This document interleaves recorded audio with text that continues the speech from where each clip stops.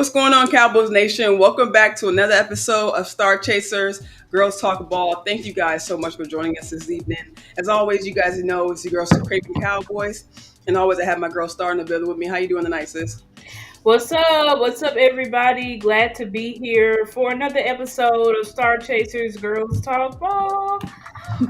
Always a great time when we can come together. I think this is we on the streak. I think this is probably our third or fourth show in a row in a while. Yeah, So yeah. I'm really glad that we have the time and space to continue doing content with one another and to talk about the Dallas Cowboys. What's up, Rico, Lee Harrison, Dacon's Filthy, Jameson? How you doing, Jameson? I hope you're doing good. Yeah.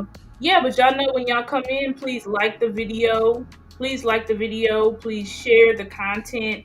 And also, please subscribe if you haven't done so already.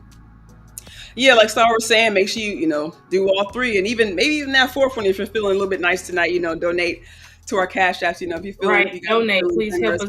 Please donate. Yes, and like Star was saying, thank you to everybody who has joined us so far, and everybody who will be coming in as the show continues. But like Star was saying, I'll say shout out to the Cowboys for keeping the news kind of coming.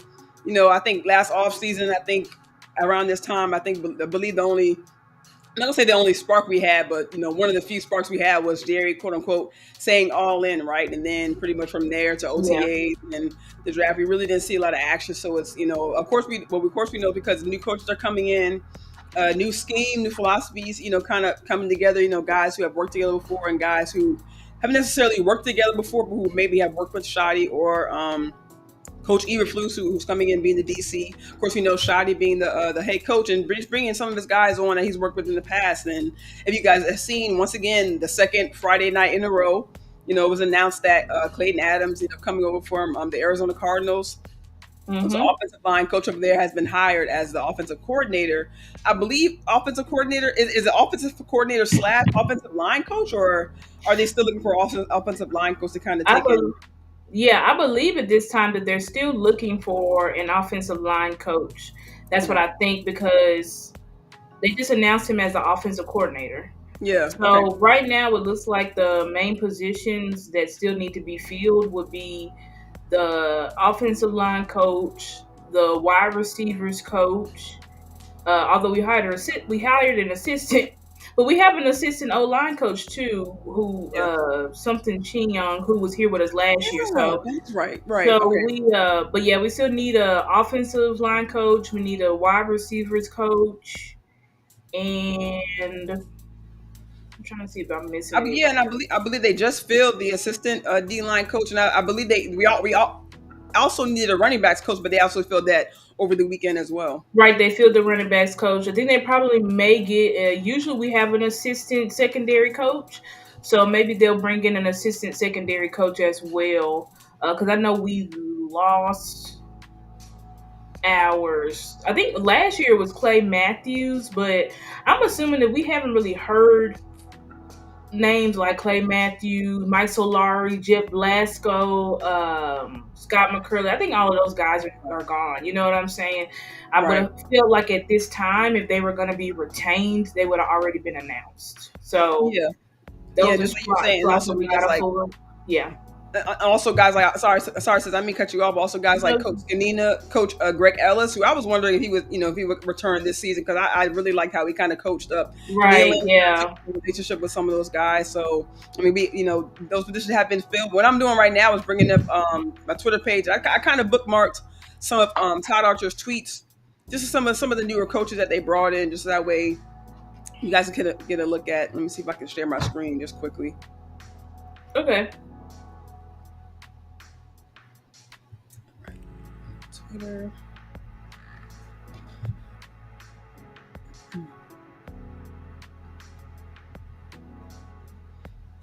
All right, just bear with me for a second, guys. Gonna move this. And then please guys, never mind the Shamar Moore gift down here at the bottom. But Cowboys bringing Brian Bing. He's been named the assistant defensive line coach, as we were just talking about, and of course, also being in addition to Andre Curtis, Dave Borgonzi. We're talking off camera assists, but Borgonzi also was here before as a linebackers coach, and they also brought him back. So that's another I guess another link in the I guess the familiarity column, if you guys Yeah. will. Tyquan Underwood has been brought in as the assistant receivers coach, but we have yet, like Star was saying, we have yet to hire a wide receivers coach. And Yep. kind of going down the list, Cowboys hire assistant Christian Garcia as inside linebackers coach. So he was assistant DB coach last year and was somebody the Cowboys hope to keep.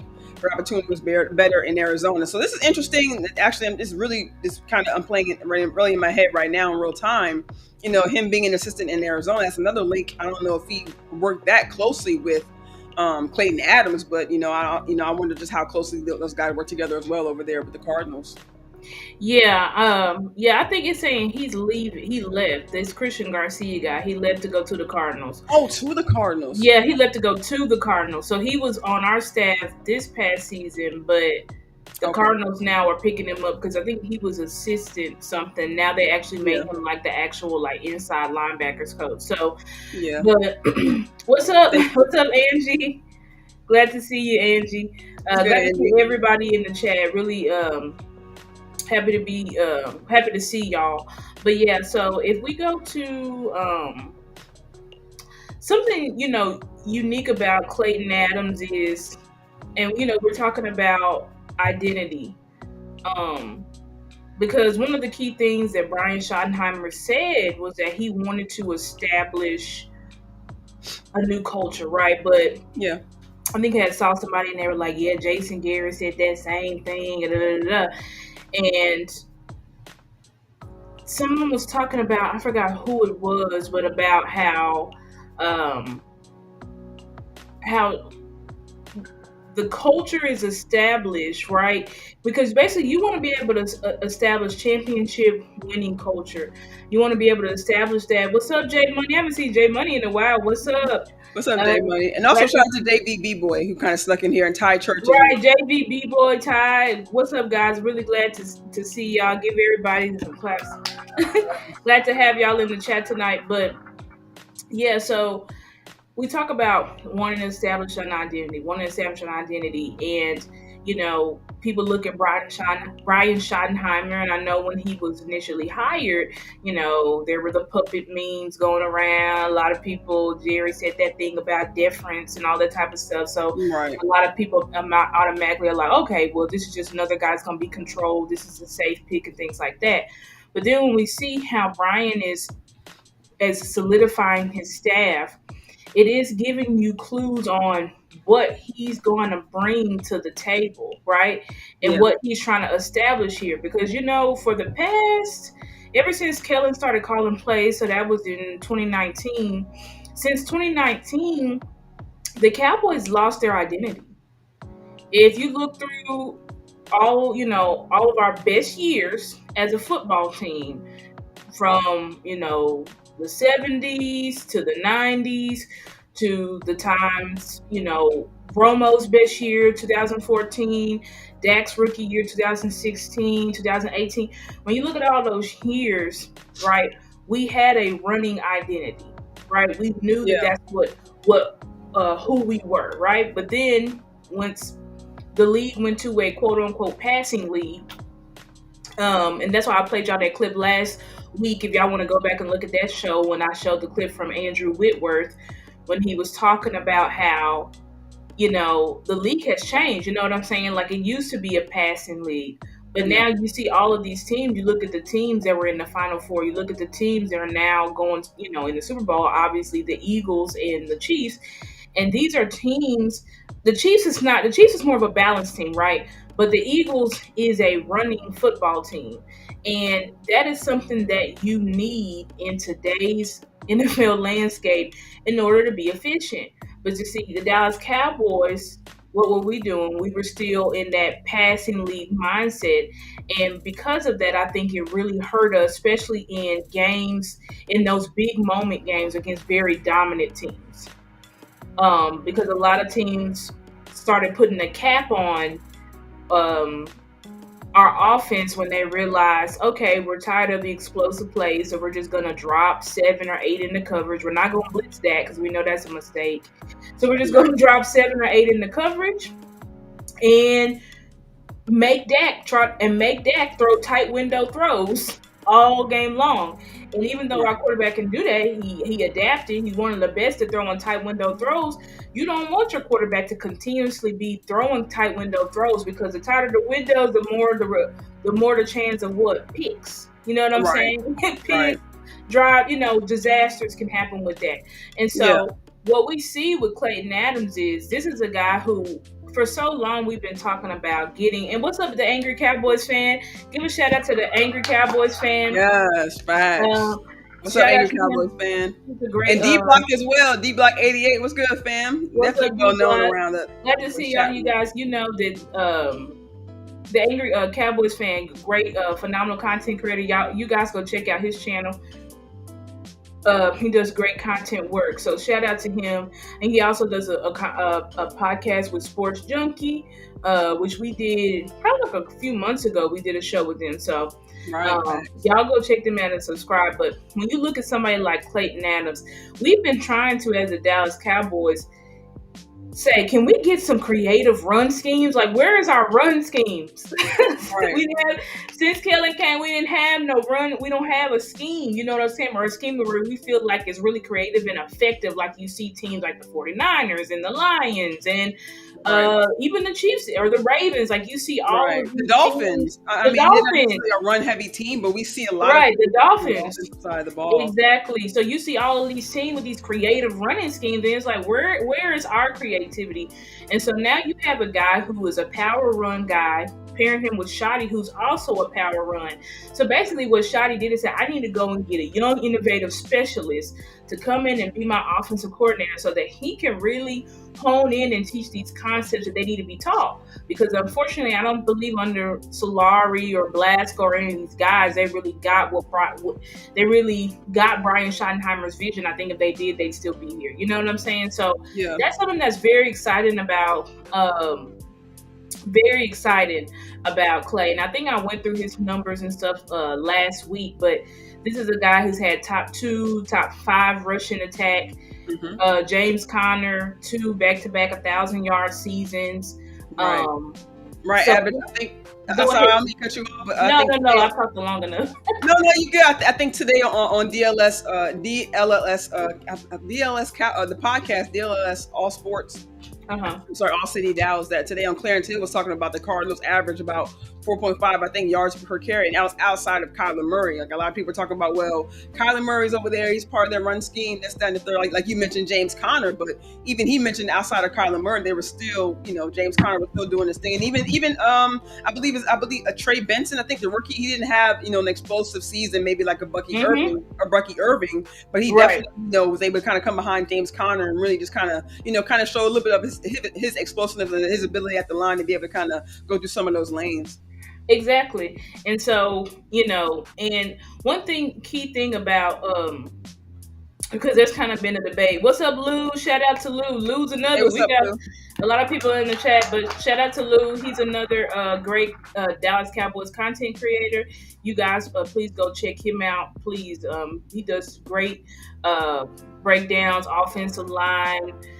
But not just offensive line, does breakdowns basically on all of our team and schemes. He did a great breakdown on Clay Adams, and what he's gonna bring and stuff like that. So y'all, please go check out Lou's channel.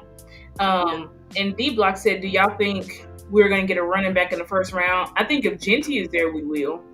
If Genty is not there, then I think we're going to go BPA, basically, is what I think, So I don't think it's going to be locked into a weapon, although I would prefer for it to be a weapon. But I do obviously know that there are premium picks like Mason Graham, defensive tackle from Michigan, Will Johnson, cornerback from Michigan, that could be there. People talking about this Mike Green guy from Marshall that could be there, so I do know there's other positions that are on the table, but I do think that if Ashton Genty does fall, does make it to 12, that we will pick him for sure. Yeah, and there was mention actually today on that same podcast that Clayton Adams, I believe, came from Boise State. Is Boise State alum as well, and I believe they said he coached there as well. So you never know. I mean, some of these connections are kind of unfolding in front of our eyes. So that could possibly be a pick, like Star mentioned, and to kind of add on to your earlier point, Star, about the running scheme. I think not just the staleness of the offense the past couple. Well, I'll say last year and then the early part of 2023. Not just the run scheme, but also just explosive plays in general. Like a lot of our guys are yak guys, and we see guys like Ferguson, CD, of course. He can go off in the game. I'm saying, when you give him the chance to. Rico, we saw this past year, he was able to.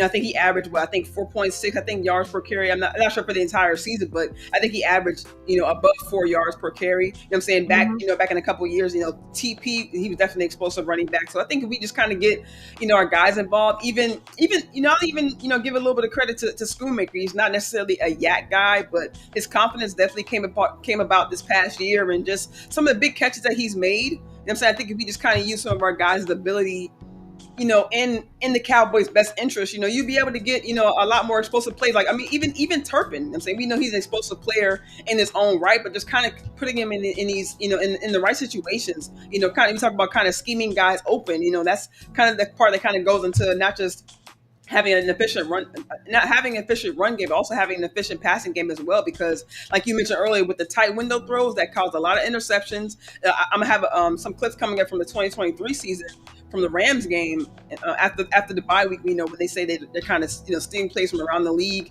kind of utilizing more motion at the line. But there was actually, when I was rewatching that game back, I forget the tight end that we had. He was mostly just used for blocking, but he was a lot on the practice squad. But there was actually a pass to him that went in the red zone, and it ended up being a tip pass from the tight end, ended up being intercepted. So that's kind of our point we're talking about, and not just because I'm not saying it because of him and being the player that he was, but more to the point of when you are throwing in those tight window throws, even incomplete passes. I'm saying there were, it may look bad on the quarterback, but it could be the scheme, right? You're throwing to guys who are double covered, tight window throws, so that could lead to more incomplete passes and, just lead to a little bit more of the inefficiency in the ball game.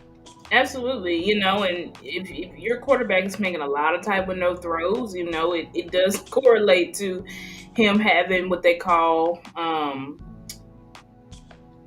either bad throw percentage or contributes to higher picks, obviously, like I said, because if you have tight windows, that means there's multiple people around the ball. So it basically means if your guy doesn't catch the ball, he bobbles it, it has so many people around him that can intercept it. And so I think that and then we didn't talk about our running backs coach, but our running backs coach is do you have his name, sis? Derek Foster. Yeah, Derek Foster. Yeah. Who coached the Saints last year. Which I'm intrigued because y'all know the Saints tore us up on the ground. They tore us up. Now, granted, that was Clint Kubiak's scheme, but I mean, when you talk about running back coach, offensive line coach, or offensive coordinator, I mean, all of these guys go together to obviously put the product on the field.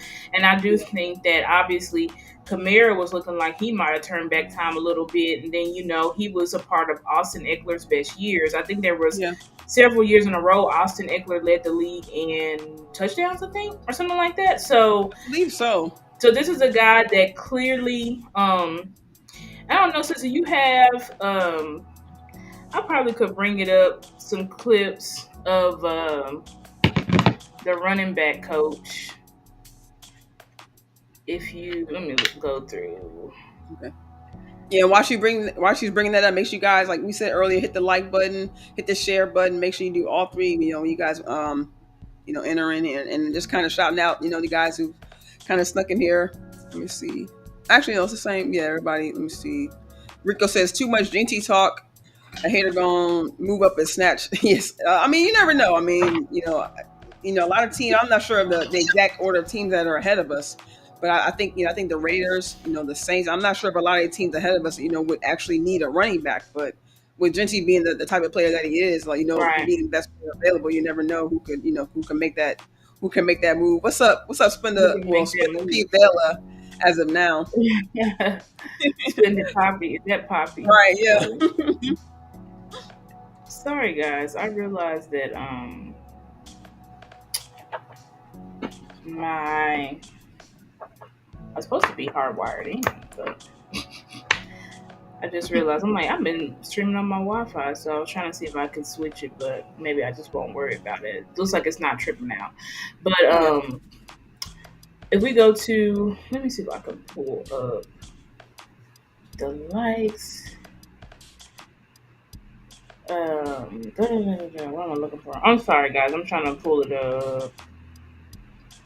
But oh, so you know what? You could pull up because you kind of got into it a little bit talking about Shotty's. He said he wanted to talk about Patrick Nosey Walker's article Oh, about Shotty. Was that the article? yeah, yeah, I do. I actually have that. Let me see if I can. Let me share my screen one more time. Oh, I found it. I found it. Oh, you got it. Okay, good, good, good. Oh no, this is a defensive line coach, which I can show y'all that too. But I'm trying to see about the actual running backs coach. Probably, let me go to this guy's page. But yes, you can also bring up the. Okay. Yeah, yeah, while she's bringing that up, I'm sure. I mean, if you guys are following Patrick No C Walker, one of, I'm sure a lot of people agree one of the best, beat writers for the Dallas Cowboys, really broke a lot of the news, about I believe Adams being a hire, Shot becoming the head coach, really, kind of got ahead of some of the main reporters that maybe you guys follow, from ESPN and things like that. But yeah, he wrote an article talking about, really just kind of summing up the press conference that Schottenheimer when he was first, introduced, to the team and kind of speaking on what he wanted to bring as far as the offense and the run scheme, like we kind of talked about last week, them kind of implementing cuspers to the offense. We talked about being more condensed. I think even on a clip that we have kind of further in the show, but I do remember Brian Broaddus mentioning that I think last season, saying that the Cowboys are one of the few teams that played like I think he said they played the widest formations. So them kind of bringing in maybe more. Yeah, and so The, that talks about the split cuts. I think that's what it's yeah, called. The yeah, split yeah, cuts that we talked mhm, about last week. But yeah. anyway, yeah, go ahead. Sorry. No, no, you good. Let me see if I can. Let's see, Bill. Let me bring it up.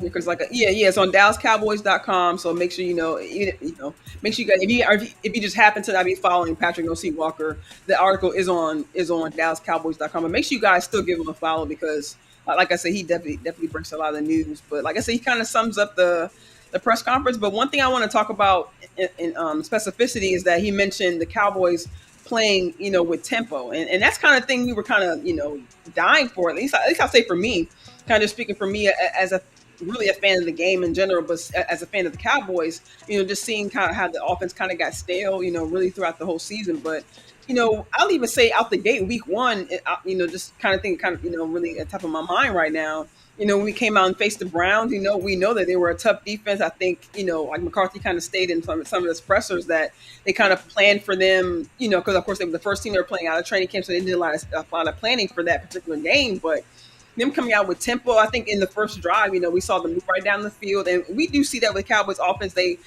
I'm not gonna say they have no problem getting down the field, but we did, because we did see a lot of 3 and outs. But in some instances, and I'll say, going back a couple of years, we did see them kind of move the ball with ease going down the field. Just really the red zone issues that kind of flared up at the end of some of these drives. But just kind of getting back to the main point, just the Cowboys playing tempo just kind of seemed to kind of get them, of course, in the rhythm. But not just the rhythm, but you kind of see Dak kind of taking control of the line of scrimmage. You kind of see the players kind of a little bit more locked in. We talk about kind of keeping the defense on their heels, but for me, it kind of keeps the offense kind of locked in. You don't kind of get that lag going in between a play, then back to the huddle, play back to the huddle. You don't kind of get that lag a little bit, because even if you are kind of struggling to get down the field, when you have that lag in between plays, in my opinion, it can kind of take maybe a little bit of the confidence away from the drive. Maybe have the players could slow down, or maybe it could have an effect on really just the efficiency of some of these plays. So I like the idea that Schottenheimer is not only wanting to kind of bring that back into the offense, but kind of making it a main point, making it his priority to make sure that these guys, and not just that, but we kind of heard about it in the past couple of years about the coaches kind of listening to the players, but not saying we didn't see it. McCarthy talked about it. Him getting ideas from Cooks from what he sees on the field. From Dak, of course, he what they see out on the field, but I see a little bit more of Schottenheimer actually, in I guess I'll say intaking what the players are actually saying and what they see on the field, and really just wanting to take that. I think he really wants to kind of plan according to how the players see the game. Saying, we talk about the coaches, doing what they know best, but if you take the perspective of the players and what works best for them, and just really trying to kind of, like I said, like I mentioned earlier, kind of honing in all these guys' specialties and using that for the benefit of the team, I think we could just really see a growth in not just the offense and not just the players, but really a growth in the scheme just for the Cowboys, because you'll see more efficiency in the play, you'll see more efficiency from each individual player, and that'll help the guys kind of have a more of a semblance on the field, more of a chemistry. That way the guys can work a little bit better together. Right. Yeah, I agree with that, and I think that, obviously that's interesting. I think you said Brian Broaddus said that we had led the league in like wide formations and Yeah. spread and all that type of stuff. And it's like when you look at these teams like the Chiefs, the Ravens, Lions, all of these. You can even say the Commanders. Even when you look at these, the formations are a lot more condensed. You know what I'm saying? A lot more tight. That's what when Shadi said I like split cut formations, because basically it just gives you room to do a lot more than what you would do in like a spread offense. You know what I'm saying? Yeah. Because when you're condensing, there's a lot of things that you can do in condensed formation, like rub routes, where basically like for instance, y'all gotta kind of stay with me.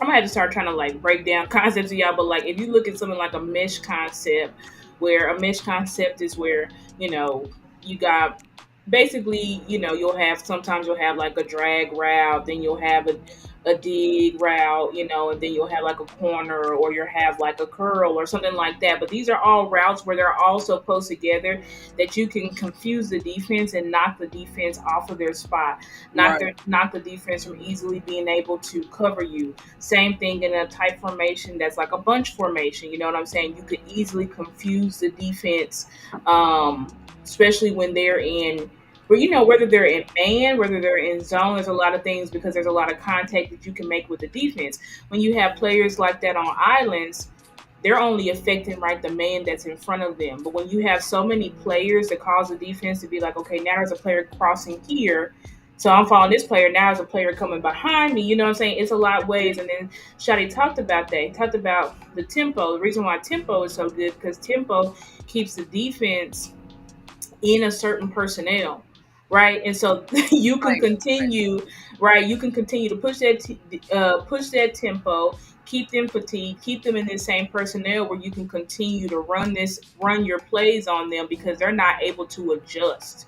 Right, because the thing is, you want to be able to switch out your formation, and you can on the field, right? You can literally go from this front to this front to this from this front, and stuff like that, which obviously will put confusion. And Shadi also talked about how he likes to do motion, because he says literally in today's NFL, if static offenses are a benefit to defenses. And if you looked under Kellen Moore, if you looked at Mike McCarthy, hell, you could go back and look at Linehan. Every single one of them had these very stagnant, non-motion offenses, where it was very easy for defenses to key in on us, key in on our routes. Key in on, they know the routes before we even run them. You know what I'm saying? So it was very predictable. And so another thing, when they talk about marrying the run to the pass, you do want your passes to look like your runs and your runs to look like your passes. That way, this is that interview where Shadi talks about that. So you can play a clip of that, and then I'll play the clip of the running back coach. Brian mentioned the motion. Okay, I got you. Motion. Seems like that's taken over the league. How important is that for you to implement the pre-snap motion, the exit motion, get all that really figured out in the offense? Yeah, it's critical, because what it allows you to do is it allows you to run the same plays, but from completely different looks for the defense. So for Dak, his progression doesn't change. For the receivers, their routes don't change. What I really believe with motion, the key is right, there's teams, and we're one of them, that moves with a purpose. Okay. Like these half-speed motions, they don't do anything. Like even if it's just a motion across the ball, like it should have some tempo to it. It should have some urgency to it. Why? you're making the defense sometimes 5, 6, 7 guys adjust. They have to adjust their calls, and so we always talk about moving with a purpose. Like if we're moving with a purpose. We're trying to create a matchup, or we're trying to gather some information for the quarterback. Is it man? Is it zone? What are we getting here? Is it shell? Is it one high? All those different things. So we really preach that a lot. How much more difficult is it to execute those things in road environments? It seems like that becomes a big challenge, and how can you mitigate that? You don't want to completely change the way you do things offensively just for a road game, sure. Right? No, and we don't. We again, Dak is great with it. We've got 1,000 different cadences that we can use, both at home and on the road. And he's masterful at that. But yeah, we do not shy away from motions because again, we really feel like if we're up to date with or up to speed really with our silent mechanics, and we should be able to run everything. Because like you said, you're not going to change. We're not going to say, oh, hey, we're just going to be all static. Right. I think in today's day and age, if you're static, you give the advantage to the defense. And we don't want to do that. We want them to be chasing us around. Yep. Yep. And yeah, you can you can tell the philosophical differences, right, between Mike McCarthy and Shoddy, because Mike did not want to use motion. He did not like motion. And I don't know if y'all looked around the league, but you know somebody else who does not like motion? Aaron Rodgers. So that could kind of give you like and to this day, I really don't know why Mike doesn't like motion. I don't know why Aaron Rodgers doesn't like motion. I have to look more into it. But clearly he was under Mike's system, so But I think with Mike, maybe he didn't like motion, maybe because of pre-snap penalties. Maybe he felt like it caused confusion with communication. I'm not exactly sure, but Mike clearly didn't want to, because we had moved to more motion after the bye in 2023. And then when we got to playoffs, Mike went right back to no motion, because that's not what he feels comfortable at or doing. I think it's just motion is a new thing. It's an innovative thing, and that's not part of the traditional West Coast. So I think the issue with Mike was that he just was a little bit, unfortunately, he was a little bit outdated. You know what I'm saying? His offenses, his schemes, and he was trying to open up and be more innovative, but that just wasn't really part of what he was doing at that time. So, I mean, maybe he goes back to the barn and really innovates his offense, because I don't think that he did the first time. Or he may have, well, I'm not going to say he didn't, because obviously he had the concepts in there in his playbook, but at the same time, he just didn't really believe in it. But I do want to play, this is just this video of our new, and to answer y'all's questions, I know y'all had some stuff. Angie, I think you had said it'd be great to get Myles Garrett. Listen, I straight up had a dream about, not to get too far off topic, but about us getting Myles Garrett. I think that would just be a home run. I think Law compared it to the equivalent of us getting Charles Haley in the 90s. Yeah. Because it would just make it impossible defensively for teams to scheme us. Because right now the scheme is focus on Micah Parsons and just let everybody else try to beat us. Right. But if you had Myles Garrett and Micah Parsons, you cannot tilt coverage to one or the other, because both are just extremely dominant. I think Myles Garrett, I went and checked his salary. He is going to cost $20 million this year, $20 million next year, but that's a hell of a lot cheaper than any of the rest of these edge rushers, as they're getting $35+ million now. So that's a deal. He's 29. I think obviously you could even probably work with this team to take a little bit of his salary, depending on if you give a better draft pick. I don't know, but I think it can work financially. Obviously he is 29, so he's a little bit, he's still young, but he's getting kind of old, you know what I'm saying? So I think if the Cowboys, the front office really wanted to be serious and wanted the fans to truly buy in now, even before draft or whatever, like that would be a move 100%. So I'm definitely all in on getting Myles Garrett. And I think she had one more question. She said, how much do you think they will pay? Real quick before you change this, actually, to add on to your point, I was listening today to Locked On Cowboys, and they actually mentioned that these kind of pass rushing edges will actually be a little bit more beneficial in Eberflus's defense. I know, although that they do need to go get a dang, I'm sorry. So send it one more time. Accidentally clicked out of it. Oh, okay. Hold on. Okay. But yeah, I heard today, like I said, like I heard on Locked On Cowboys that they like if you go, they were actually able to go get a pass rushing edge on the other side of Micah, it might do this defense a little bit better good because although we definitely my bad, let me get this thing off. We definitely do need a nose tackle, of course, to kind of complement Mozzie. But they specifically mentioned that at least two edge rushers in this defense, saying kind of goes along with the philosophy of Eberflus and what he wants to do. Absolutely. It's something that we definitely need. Just like CD needs a Robin, Micah also needs a Robin, right?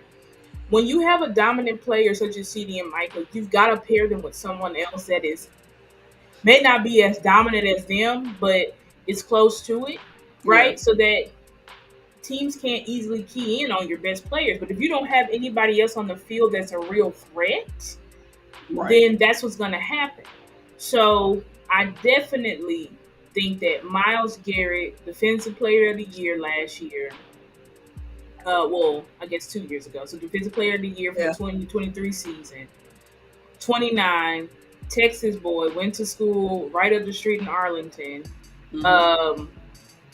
We need to be looking about getting him. I know the Browns said they're not really trading him or whatever, but Jerry, just like you got on the phone and you traded for Trey Lance, right? Get on the phone and trade for Myles Garrett because that's a serious move. And if you want to inject hopeism into the veins of the fans, that's what you need to do.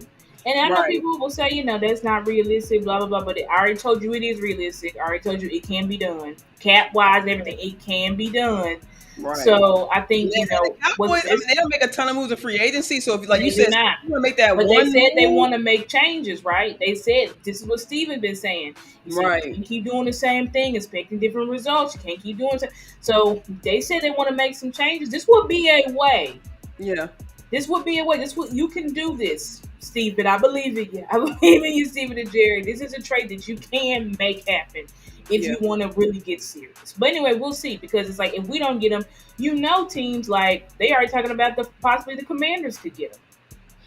Oof, that would, man. Or the Eagles. What's going to stop Howie from doing it? So it's like we've got to stop sitting back and letting our foes and enemies get the best players when we can get the best players. And these players want to play here. Myles Garrett wants to play here. Right.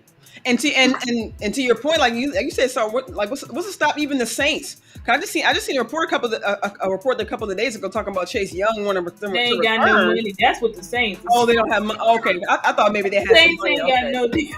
So that's what's keeping them. My bad. They broke, but damn. But hell, teams figure it out. You see, it's called figure it out. But let me play this video. This is a video of Derek Foster. He was when he was a coach, I believe, at Iowa. So burst through. They go good. In this drill, they got them simulating a jump cut here. They're going to run through the tacklers. Then at the end, you see them making contact with the ball. Tackler coming in low. Step through it. Here we go. Go. Press. Burst. There you go. Nice. Make sure we keep those eyes up. We ain't dropping the crown of that hat now. Again, he's using the big ball to simulate secondary person coming down or the linebacker coming down and making the hit. Burst, Makai. Go. Burst. Good. Hey, off arm, okay? Off arm. Now he's asking him to give a stiff arm with the off arm. Power, do power step. Power. Here we go. Go. Run through. Good. Accelerate through the blaster. Do not slow down. Here you go. Go. Pad leverage. Burst. Pass. Good. Hey, good job securing the thing through it. Okay, good job securing it right here. Lock the wrist. Yeah, and that's huge, especially. Yeah, I like that. That was I like that. The first time I had watched it, but yeah, I like that too, sis. But it looks like I like how he's individually do that because I like a coach that is a tough coach and a reinforcer, right? Yeah. I like a coach that's a tough critic, right? Not, over the top or make you feel like shit about yourself. Obviously, I think coaches, you got to coach according to a player's certain personality and all that type of stuff. But Yeah. he seems like a coach that really holds you accountable, and he's really watching for every nuance to see how can I push you to be better. Trying to tell him, okay, in this situation, do this. You know what I'm saying? Yeah. This is what you call the reinforcement. I can tell you one thing: he way better than Jeff Blasco. I was gonna say, so like you said, it's one thing to be out there coaching the players and saying, you know, okay, good job, guys. Like you said, he's actually sticking to the details, letting them know what to fix in each particular instance, so that way energy. That's the point. Yeah. Yeah, and they can fix each individual aspect of what what they're doing wrong, and maybe even what they're doing right. You know what I'm saying? Like Andy said, a motivator. Like if these guys, right, exactly, that's what I like about Shotty too, is that he kind of motivators. Right, that's what we need to do. That's the word. Yeah. That's the word, motivator. Y'all put that in chat, motivator, because that's what we need. We have not had very good motivator coaches. We went from Jason Garrett, Mr. Clapp, Mr. Right. Then we went to Mike McCarthy, who was another just right. The house was burning down and Mike McCarthy just sitting there. It's like, where is the energy? Where is the energy? Where's the gunfire? Where's the power? Because that's what you need. That's what you need from a coach. You need a coach that can ignite you, that can excite you. And if you don't have that, you got to have the staff. Mike McCarthy didn't have the staff. He wasn't it himself. He was not a motivator himself. Then he didn't even have the staff that were motivators. So that's why it was a downhill. Same thing with Jason Garrett. You ain't a motivator and you don't got the staff. You did have Rodney Marinelli, and that's why that side of the ball did play out of themselves at times, especially in 2014. You know what I'm saying? That defense wasn't nothing, but they still played outside of themselves because they had a coach that held them accountable. And so when you have Mike McCarthy, that's why I'm glad we switched from Mike McCarthy to Schottenheimer, because I'm like, we need somebody who can really get in the team psyche. You know, that's the reason why I didn't want Prime, because I'm like, I want a coach that can get inside the team psyche. You know, because this is what it's about. When you're doing real hard things, right? It's not about it's more about the mental, right? It's more about the mental mindset than the physical, right? It's all about training your mind, because you can push yourself past your limits if you have the mindset to do so. So, and I like what he brings to the table.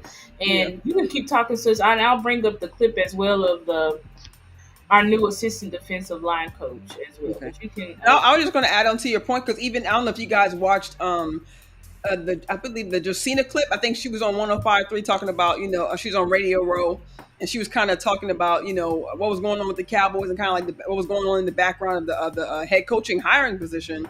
And she was saying that, you know, she kind of knew early on that Deion wasn't really a realistic thing, because she was, you know, I think that she did believe that Jerry did speak with Deion, but as far as who they wanted as an actual head coach, that wasn't necessarily the direction that they were going in. And she also said that the reason they possibly could have passed on Kellen Moore is that they weren't sure that he could actually command a room. And I was like, well, I mean, that would be something if the front office really did think that, because, you know, knowing that's Kellen. I'm glad they did, because that was our biggest complaint. These guys, Kellen is not, what we kept saying, Kellen is not a leader of men. Yeah. Kellen is not a leader of men. That's Kellen's problem. He can be the smartest guy in the room, but if you cannot command a room, if your guys don't have that respect, and people say, well, you look at Sean McVay and Kevin O'Connell, I'm like, those guys have way bigger presences than Kellen Moore. Like, you can tell, you can look at them, and then you listen to their players. Those guys have full command, full respect of their men. Like Kellen, absolutely. I've never seen. If the clips were out there, there would be. Like, where are the clips of Kellen teaching? Where are the clips of Kellen building relationships with his men? Where are the clips of Kellen holding men accountable? Telling people, do it over again. Screaming at the people. Telling them, you need to do this, you need to do that. Don't talk to me that way. Don't do this. Don't get out of line. Where is that energy? It's a non-existent. So you can be his receivers reading books on the sideline. Exactly. Your receiver. Exactly. Exactly. Your receivers are reading books on sidelines. Like, you're not a leader of men. You don't challenge your men. Right. You're kind of like, hey guys, okay, this is the scheme and this is what we're gonna do, but that's not gonna get the best. That's not Right. gonna get the best out of your guys. Especially if it's just like a kid.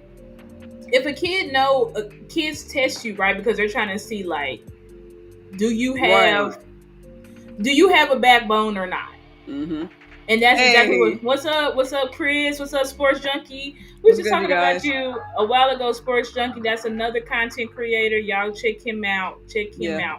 But yeah, it's just like when it comes to these certain things, it's like, bruh, like, you need somebody who can really lead. But I want to show. I'll show this. We'll show 2 clips. This one is of the new assistant wide receivers coach, and this is all from Brandon Laurie. So let me see if I can share my screen. This is all Brandon Laurie. This is on his Twitter page. I love Brandon Laurie because he immediately every time we like hire a coach or something, he's like, I don't know, he's like a master detective, but he go out there, he get the clips and all that stuff. So I really appreciate that. So y'all, shout out to Brandon Laurie. That's his I can expand the screen. Oh, okay. Yeah, this is the assistant wide receivers coach. Okay. Right, Taekwon. But y'all see, this is Brandon Laurie's at name. I think it's Brandon is right. WRITE. So y'all follow him. Please follow him. This is all his content and stuff like that. Yeah. But anyway, let me look at okay, here. I'm not even look at me. I'm not even following Brandon. I'm not even following him. His content just pops up on my. I thought I was following him because I always engage with his content, but guess I wasn't. My bad. But anyway, here's the new assistant wide receivers coach, Taekwon Underwood. And so we just need to take a look at the type of guys that we're bringing in. We're bringing in young, high energy guys. That's who we're bringing in, and that's who I think we need. But I will play this clip. Let me restart it. I would describe my coaching style as a player's coach, and sometimes that gets viewed as a negative, but it totally is not a negative. Control what you can control and play fast. I try to be open and honest. Now, I still hold them to a high standard for sure. Finish that, Tay! Hands and eyes, hands and eyes, hands and eyes. Because they need that. I want to help them develop as young men on and off the field. And I think they really gravitate to that. They appreciate it, and they've taken it well so far. So I'm going to fight for y'all, man, all the time. I want y'all to have success and ball. Way to bring it today. The hot top fade is crazy. But y'all tearing up. Right. Y'all tearing up Kellen. I'm saying. It's like, damn, but yeah, Kellen, he's just, dweeb, whatever you call, like, he's a guy you push into lockers. You know what I'm saying? He's the kind of guy that anybody is about to run through a wall for. Like, let's be honest. Ain't nobody, and people are like, yeah, we like Kellen, he's nice, but ain't nobody about to run through a wall for Kellen Moore. Right. Like, let's be honest. Right. Okay, and then this is our new assistant D-line coach, Brian Bing. And so this is when he coached at Wofford.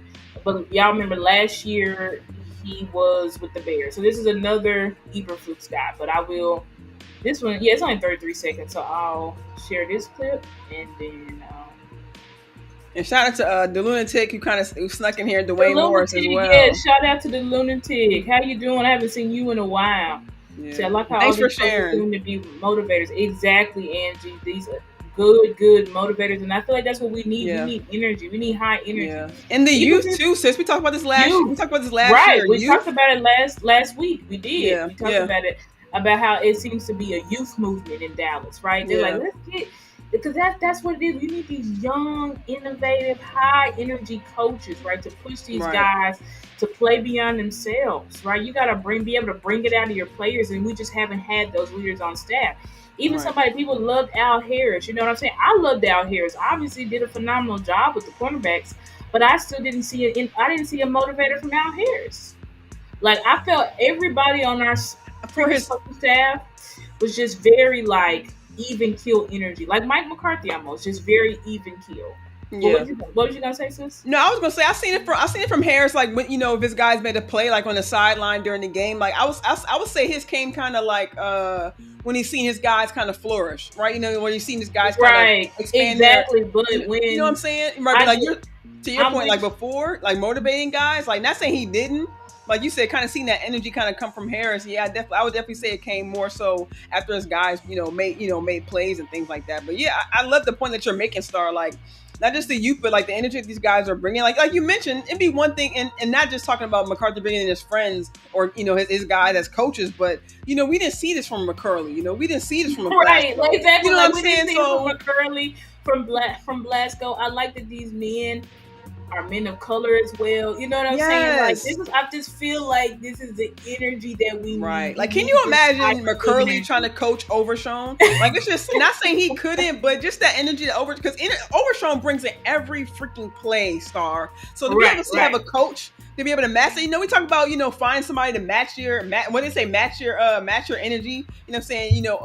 What's that song? I forget that song by Tinashe, but you know what I'm saying? You need somebody to match your freak. You know what I'm saying? Just find these guys who have that same energy, so that these guys can be more. I'm a nasty girl, right? You know what I'm saying? So like when these guys feel that they, coaches, kind of like Overshown was saying in his interview, like he showed mad respect for McCarthy and that he already had his Super Bowl, but when you're bringing in coaches who may not have achieved that much, they have the same, like someone mentioned earlier in the chat, bringing in like Sports Junkie said, bringing in these hungry coaches. The players are hungry too. So you're bringing in a coach who just as hungry as you. It kind of changes, like Andrew was saying, kind of changes the player's motivation in itself. Yeah, I agree with that. And it's like Al Harris. Let me not be too hard on Al Harris because yes, I did see him. If the players missed a pick, he'd make them do a push up.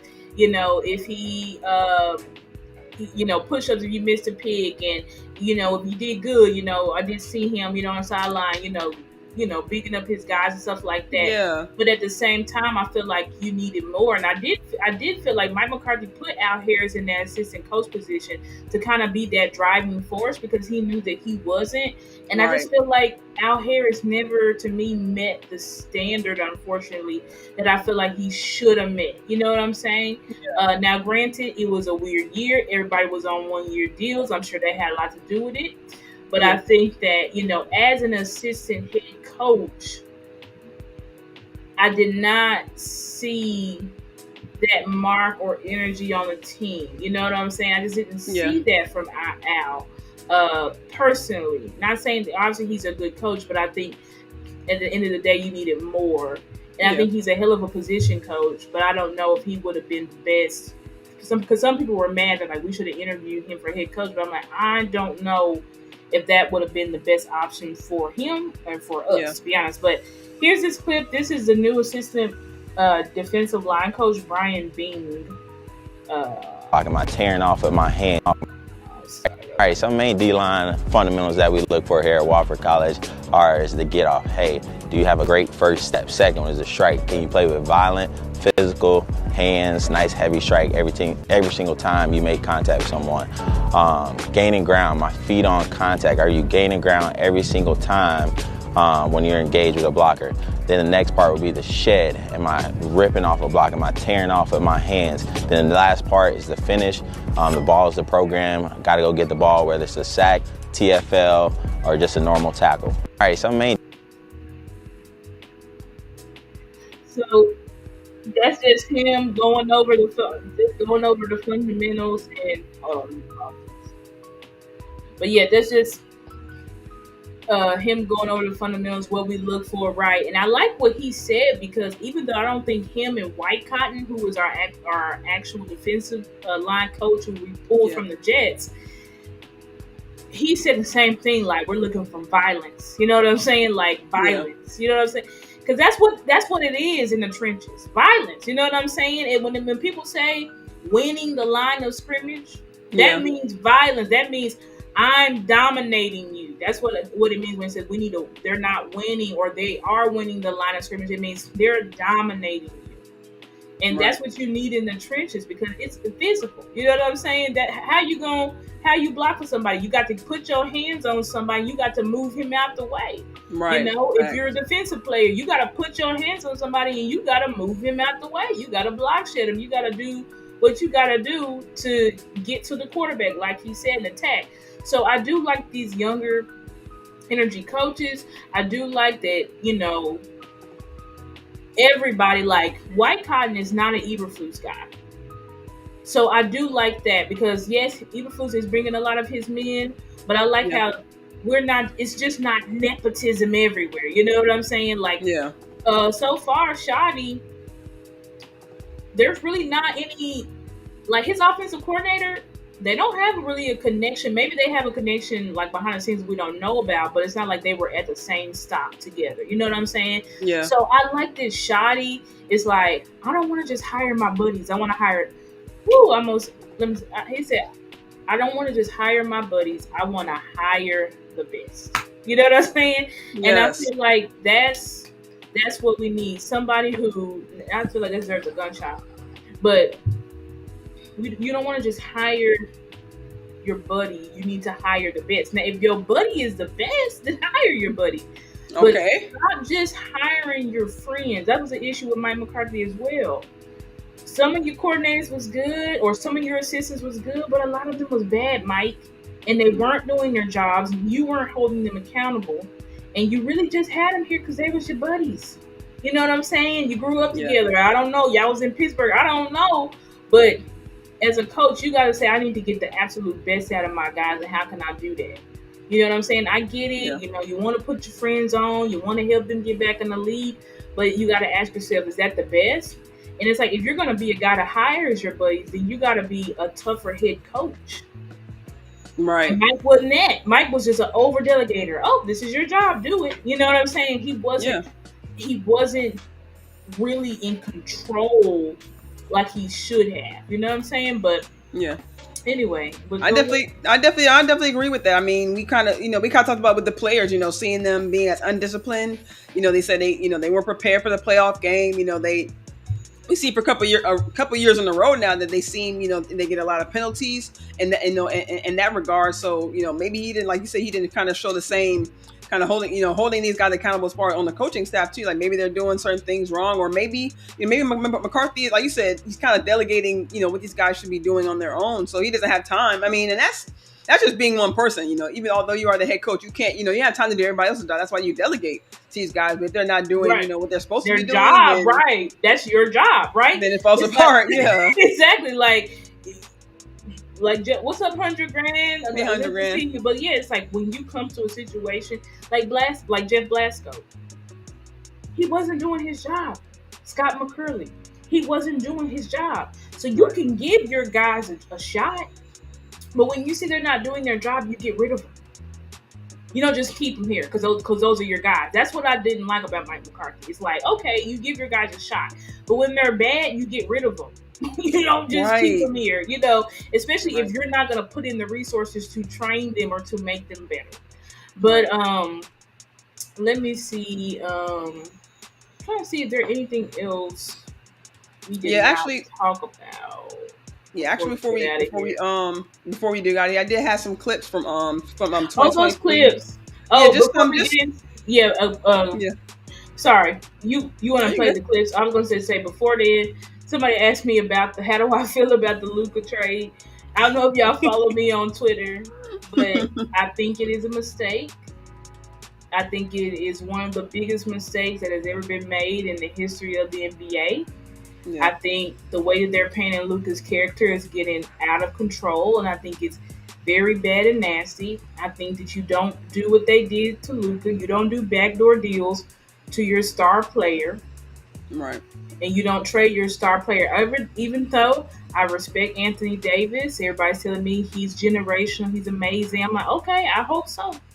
I hope when we see him, because every time I see Anthony Davis, it's like he's good, but he also was always hurt. You know what I'm saying? But hopefully, it turns out good. But regardless, I think what Nico Harrison did was very shady and disrespectful, and he does not care at all about the fans at all. That's what that moves. And then he's going live laughing and, oh, we'll see who's right at the end and all of this type of stuff. It was just very disgusting to me, to be honest. And it's like, I'm going to give it a shot because Anthony Davis is a good player. some people telling me he's generational or whatever. So I'm like, okay, we'll see what he's got. But I think that Luka was 25 years old, and we had already begun to see change in Luka. People talking about, oh, well, sometimes he's coming up out of shape and all that stuff. And I was like, but we have not seen a trajectory like Luka since Michael Jordan. So you're going to get rid of a 25-year-old kid for a projection of maybe he'll turn into this guy, or maybe he'll turn into that guy. It was just ridiculous. You know what I'm saying? I think it's a mistake. Yeah. I think Nico Harris probably going to end up getting himself fired. But anyway, we'll see. We'll see what happens. But it's just like you traded the heart and soul of your team for what? When this guy led you to the finals on one leg. And it was just last year too. Yeah, that's what got me. Yeah, he led you to the finals on one leg. We saw how Luka was looking before the games. I was wondering. I was trying to say Luka should sit out in some games because I'm like, he looks like he can barely breathe. Every time he was scoring, he was like he had rib. It was so much. His body was so beat up, but he continued to put himself on the line and play absolutely lights out for us. And when you brought Kyrie, him and Kyrie were like leveling each other out. Kyrie became a mentor to Luka. You could see Luka's mindset began to change when he got paired up with Kyrie, and then you just destroyed it. And so it's like now, I don't think Kyrie's going to resign here. I think Kyrie's gone. I would not be surprised. I said this on Twitter, and it's the last thing I'll say. I would not be surprised if I see Kyrie on the Lakers next year. Because Kyrie had been trying to recruit Bron to Dallas, but Bron is like, no, come to LA. And so now that you took away Luka from Kyrie, and I do believe Kyrie is going to be gone. So congratulations, Nico. You better hope we win it all this year, because if not, you're going to lose Kyrie. You're likely going to lose Klay Thompson as well.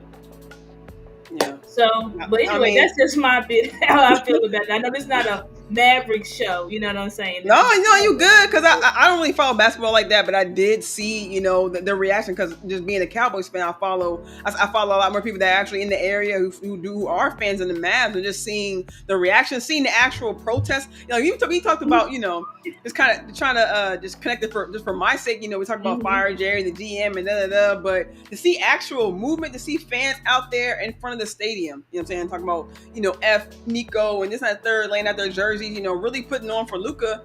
That's kind of like what I want to see from Cowboys Nation. We talk about trying to, use our voices, things like that.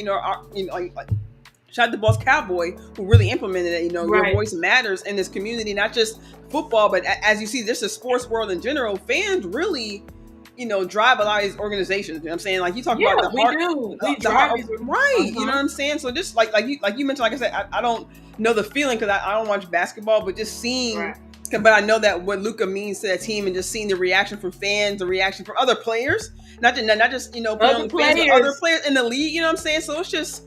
I shout out to Jay Tuck. I saw him tweet.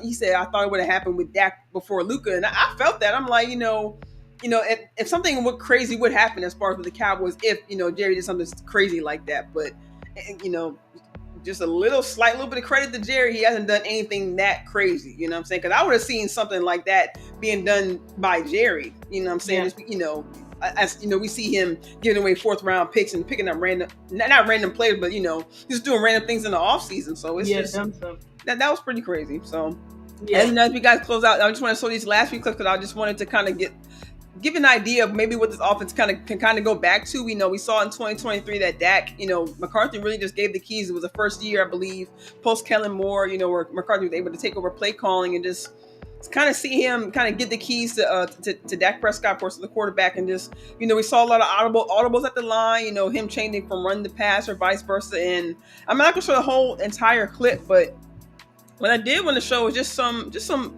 clips from like I said, this is week 8, 2023, post the bye week, when they talked about them changing the offense for the better and getting more guys involved. I'm going to kind of skip to, this is CD. Trying to get to some of these run plays that I thought just really looked effective. Let me see, this is CD. Let me bring up my notes just really quickly so I can move this along. This is one example. This is Tony Pollard running behind. I think this is an inside run behind Steele, where you kind of see Steele kind of open up the lane. Did And he's Steele pretty pull much. on this? I believe so. Yes, Yeah, Steele yeah, pulled. Right. yeah. So this is the type of mhm. great clip. Since this is the type of concept that you'll see. Like this is you're pulling Steele, you're pulling Zach Martin too. Right. This is stuff that we was trying to implement last year and this year. Well, yeah, 2023, 2024. This is the type of stuff we're trying to implement and get better at. But I just think we didn't have the proper teachers in house to really get us to do it consistently. But yeah, this is definitely the type of scheme stuff that, and we'll see even more creative stuff, obviously with Clay. But these are like the power concepts that we're talking about. And they obviously, we got better center now because that's Tyler Biadasz. Thank you. And so you know what? And this is why we do shows together, because you took the words right out of my mouth. I'm saying, imagine BB. You know what I'm saying? He finishes those tackles. He gets to the second and third level star. So that's my point. Because even though some of these runs may not have been, quote unquote successful, maybe some of them were maybe 3 or 4 runs, but you see the gap like right there between Biadasz and Martin. Correct. So you see the gap. Mm-hmm. Yeah, and we see that. I know Chuma's guy did get past him, and that's who ends up making the play. But just that hole right there, I'm just like I said, guys. If you follow me in the chat, just kind of look at these clips, and really the point of these clips for me, and then just like the one I'm showing you guys, just see some of these lanes that are opened up because of some of the scheme. Right. And this next one is you see Tolbert go in motion. This is what I was talking about. Dak kind of making audibles at the line of scrimmage, and you can't really see CD. He's off to the right, but they're sending Tolbert in motion to kind of, you see the guy at the top, I think, but the safety of the corner up here, number 4, kind of follows Tolbert. So then you see the play goes off, and you see Dak kind of checking for this play. He goes to CD because he sees that he's right here on the outside, 1-on-1 with the corner. I think we'll also see just a little bit more of Dak kind of taking more control. I think Schottenheimer I think I saw Andrew earlier in the chat kind of mention, the conversations that Schottenheimer mentioned in his press conference that he has with Dak Prescott, and how he's not afraid, to have those tough conversations, but also he's not afraid to big up Dak Prescott as well. I mean, for some reason we saw McCarthy kind of take, not saying he took the keys back from Dak, but we didn't see the same kind of control from Dak in 2024 before he went down. So that's why I'm excited. We did not see that. And I really do wonder why did we go backwards? Right. I think maybe it was possibly because we had rookie alignment. I don't know, but I just don't understand why Mike went backwards. And then you just think about, Mike, you got 2 rookie offensive linemen. The best way to deal with 2 rookie offensive linemen is to run the ball and get them settled in. Facts. And he didn't do that. So it was a lot of times, it was a lot of issues. It's like, you're not calling plays as best for your guys. Right. And I think Mike McCarthy, he said the whole, scheme, players over scheme and all that, Jimmys and Joes over X's and O's. Mm-hmm. But I didn't really see that from Mike McCarthy, to be honest. Right. I didn't see that. I saw before the bye in 2023, the players having to come to you and say, we need to change this shit up because it ain't working. Right. And then in 2024, the run game was just totally non-existent, and you could just CD and Dak is out of whack.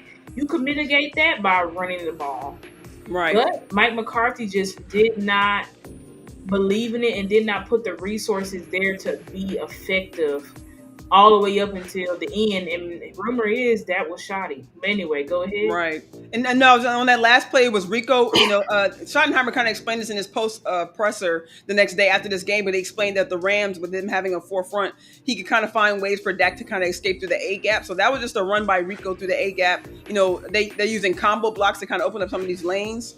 That's what I really love. This play right here, he sent Jake Ferguson in motion to kind of give CD the inside leverage, where you see the defender go outside so CD can go inside. Oh, okay. And then right here, and then even though there's 2 defenders that, like you mentioned earlier, sis, with the rub routes, this wasn't necessarily a rub route, but you see the defenders kind of run into each other, right? Like you're talking about the tighter concept. So this could kind of give the offense a little bit of leg up too, because you see right there, it kind of holds 53 up a little bit, and of course CD being CD, he's able to get the yak yards that he's he does so well. Right.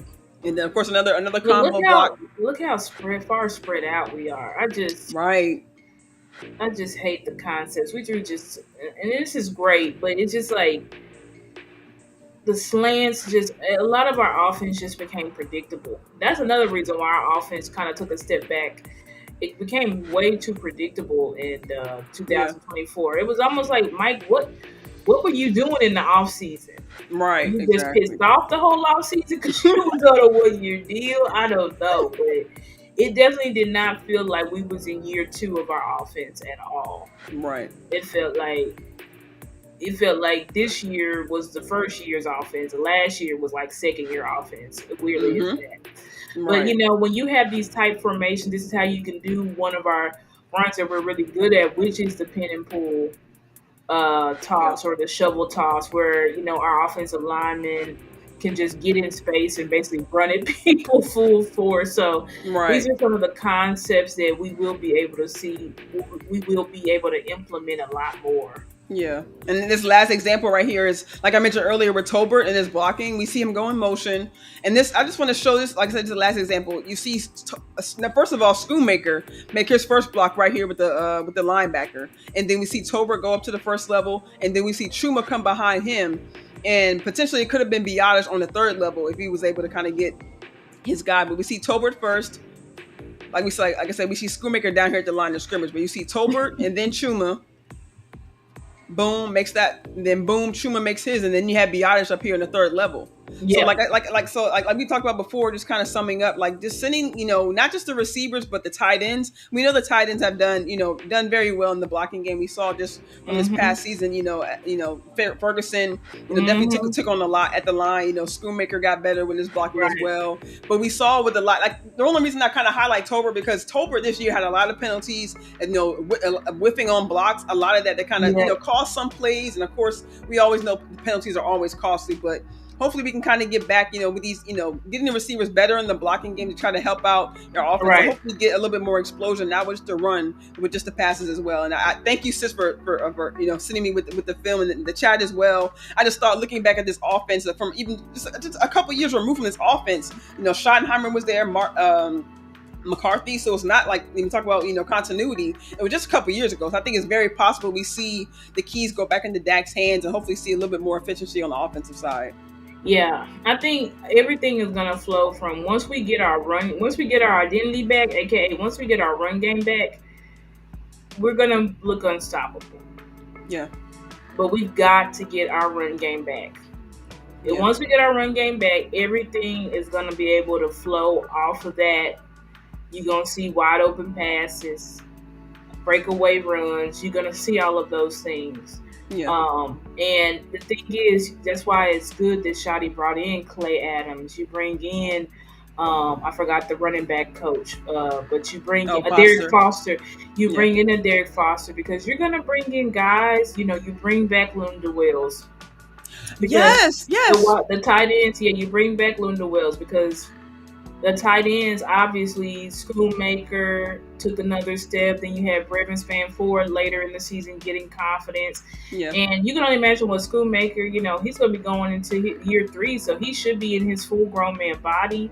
Facts. Better with the blocking, better, getting the route, running the routes, getting more confidence. Hopefully Ferg, gets back to who he was in Shotty's scheme, because he was just a shell of himself this past year. But this is when you have we should have known that the run game was not going to be much when we saw the resources put there and the coaching there. But now you see the resources put into the O-line, put into the running game, put into the scheme. Yeah. If something is your identity and your scheme and you're running it over and over again, you will be good at it. That's why I don't believe, there's an argument, we don't need to draft. And I'm part of the team. We don't need to draft another offensive lineman in the first round. Right. We have so many resources there. It's time for these coaches to properly develop these guys and get them going, because teams don't have a lot of teams are not having all of these first round picks on the line. You don't need to. You just need a scheme, an identity, and somebody who can develop that. Yeah. So especially when we have guys like Nate Thomas who have yet to see the field. Right, Nate Awesome Thomas, Richards who's coming along. Right, so we have guys. Like you have guys. You have TJ Badge. You have Brock Howard. You have so many guys that on any other team, these guys would likely be starting. So it's like we need somebody to come in here and develop and just get them into a groove. And I feel like once we get them into a groove, a lot of, our team, our offensive line is full of angry maulers and power players. So it's like, once we really get them into who they are and stop switching them out of this formation, now we're doing this, now we in spread, now we here doing all this stuff, right, confusing them and getting them out of rhythm, we're going to be able to see the results that we want, hopefully. Yeah, I think Steele could actually, we talked about the rest of the guys on the line. Terrence Steele could definitely get back to some of his best plays. Yeah, people want to get rid of Steele, but I'm like, Steele, he's going to be 2 years removed from that, 2 or 3 years removed from that injury, and run blocking is his specialty. So there was actually a play on here where Rico was actually behind him, and although Terrence is pulling to the left, he still somehow finds a way to throw out his right arm to knock down the linebacker coming at the last second. You know what I'm saying? So that's his thing, like you said. That's his specialty. So it's like we need to get to these guys' identity. Let our offensive line truly dominate, which is what getting them on people and pancaking and pushing them out the gym and getting them out the way. That's what we need to do. Right. It's finesse. What's up, Kelvin? Glad to see Kelvin. you. It's okay, you can rewind it, but good to see you. But this finesse ball we've been playing since 2019, it's got to go. Yeah. The finesse balls got to go. Yeah. And I think with Steele, he also Angie Solari. This is a good reason why he should be out. Hopefully he's out because he changed Steele's footwork, and that's why Steele was struggling until we started running the ball. Then you stopped hearing Steele's name as much. But there were some things that Solari changed for our guys on the line, and it ended up hurting us.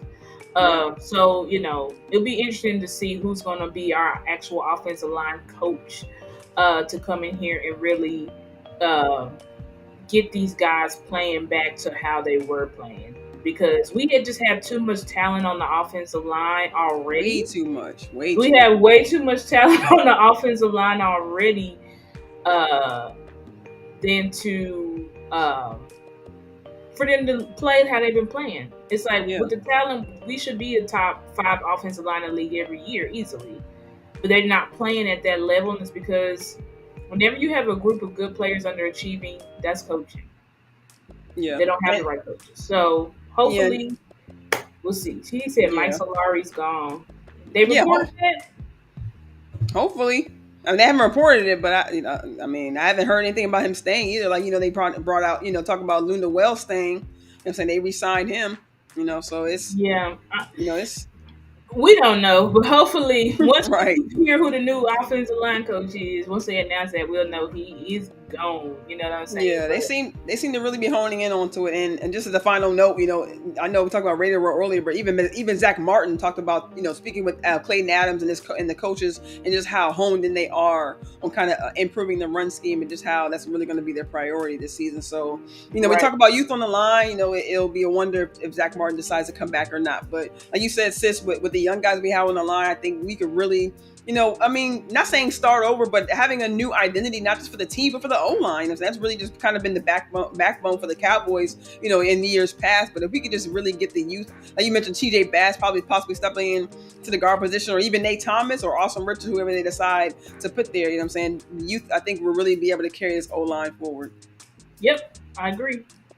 Well, but thank you everybody for joining us. I think we had a fire show, Star. I mean, we had the clips. The fire show, right? We had the information all in the chat, and so we really appreciate you guys. Yeah, some great content creators came through too. Really appreciate everybody's support. Great content creators.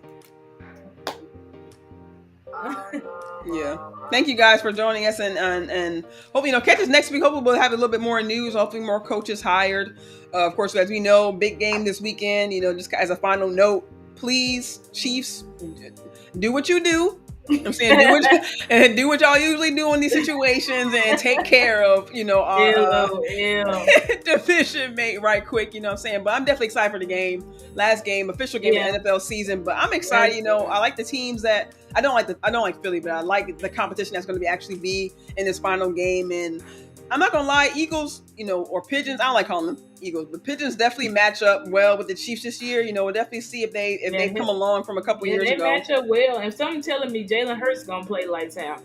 Yeah. I think it's gonna be a tough game. I think this is gonna be a tough game. Yeah. I think the Eagles is going in with a chip on their shoulder. That part.